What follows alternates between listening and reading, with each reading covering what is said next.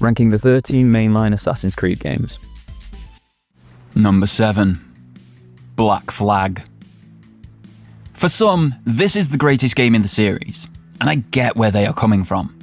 But having replayed everything since the last time I did this list, Black Flag falls just that little bit short for me, slipping into the lower half of the list. It's nothing against the story or the character of Edward Kenway. In fact, both of these aspects are incredible and keep you going when many other aspects would have you stop. Combat, for example, saw a massive step backwards from the previous 4 games. Less weapon variety, less animations, and combos. It became very functional once again. It's not bad, it just doesn't have any depth and becomes very repetitive long before the end of the game, something that hadn't happened in the series otherwise since the very first game. Free running doesn't feel as good as in every game before this one. While it works basically the same as every game previously, the design of the areas often limits you to one route through them, rather than the run and jump anywhere freedom that the series has allowed previously. Buildings are just slightly too far away from each other. Trees are just that little bit too sparse.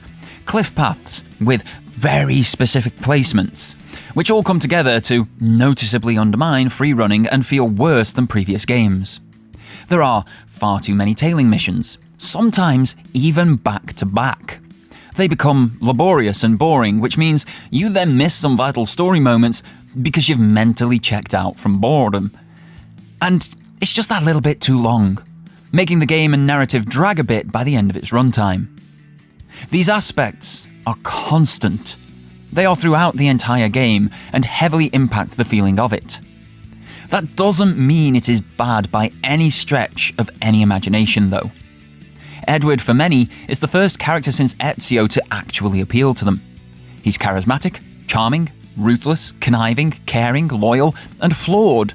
He presents as a real person, and his journey is made all the better for it.